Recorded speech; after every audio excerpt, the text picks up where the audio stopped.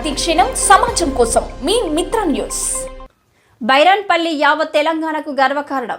ఈ పేరు వినగానే తెలంగాణ గడ్డ పులకించిపోతుంది. సిద్దిపేట జిల్లా ధూళిమిట్ట మండలంలో బైరాన్పల్లి గ్రామం ఉంది. 1948 ఆగస్టు 27న ఈ పల్లెలో రజాకార్లు దారుణ నరమేధానికి పాల్పడ్డారు. ఆనాడు రజాకార్లపై విరోచితంగా పోరాడి ఎంతోమంది బైరాన్పల్లి ముద్దు బిడ్డలు అమరులయ్యారు. వారి విరోచిత పోరాటానికి నేటితో 76 ఏళ్లు పూర్తయ్యాయి. ఈ సందర్భంగా కథనమిది. మన దేశానికి 1947 ఆగస్టు 17న స్వాతంత్రం వచ్చింది. కానీ నిజాం నవాబు నుంచి తెలంగాణకు 1948 సెప్టెంబర్ 17న విమోచనం లభించింది. అంటే మన దేశానికి స్వాతంత్రం వచ్చాక కూడా 13 నెలల పాటు తెలంగాణ ప్రాంతం నిజాం నవాబు కబ్జాలోనే ఉండిపోయింది. నిజాం నవాబ్కు వ్యతిరేకంగా తెలంగాణ రైతులు, కూలీలు, కార్మికులు విరోచిత సాయుధ పోరాటం చేశారు. ఈ పోరాటంలో 1948 ఆగస్టు 27న జరిగిన బైరాన్పల్లి ఘటన ఎంతో చారిత్రాత్మకమైనది. ఆ రోజున బైరాన్పల్లి గ్రామంలో రజాకార్లు రాక్షసంగా ప్రవర్తించారు. ఊరికి చెందిన 96 మంది యోధులను ఒకే వరుసలో నిలబెట్టి కాల్చి చంపారు.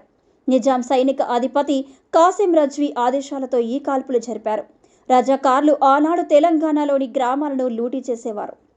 ఈ క్రమంలోనే సిద్దిపేట జిల్లాలోని మద్దూరు, లద్నూరు, సలాకాపూర్, రేపర్తి గ్రామాలను రజాకార్లు తమ కేంద్రాలుగా వాడుకునేవారు. ఆ గ్రామాల్లో ఉంటూ సమీప పల్లెలపై దాడులకు తెగబడేవారు. ప్రజల సంపదను దోచుకునేవారు.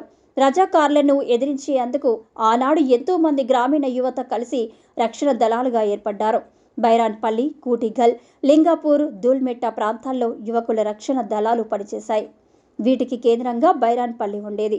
1948 ఆగస్టులో రజాకార్లు లింగాపూర్, ధూల్మిట్ట గ్రామాలపై దాడి చేసి సొమ్మును దోచుకున్నారు. ఆ సంపదను దోచుకొని వెళ్తుండగా బైరాన్పల్లి సమీపంలోని రాగానే సమరయోధులు దూబూరి రామరెడ్డి, ముకుందరెడ్డి, మురళీధర్రావు నాయకత్వంలోని రక్షణ గెరిల్లా దళాలు దాడి చేశాయి. దోచుకున్న సొత్తును స్వాధీనం చేసుకున్నాయి. ఈ ఘటనతో బైరాన్పల్లి గ్రామంపై రజాకార్లు కసి పెంచుకున్నారు.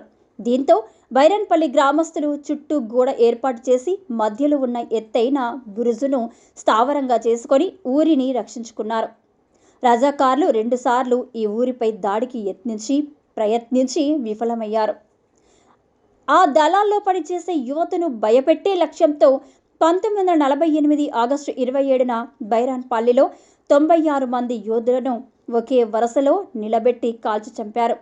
ఆగస్టు 27న వేకువజామున బైరాన్పల్లి గ్రామస్తులు నిద్రిస్తుండగా అప్పటి డిప్యూటీ కలెక్టర్ హషీం 500 మంది సైన్యంతో ఊరిపై దాడి చేశారు. సైనికులు గ్రామంలోకి చొరబడి అందరినీ కాల్చి చంపారు. బురుజుపై తలదాచుకున్న 40 మందిని పలుచోట్ల దొరికిన 56 మంది యువకులను బంధించి ఊరి బయటకు ఈడ్చుకుంటూ వెళ్లి కాల్చి చంపారు.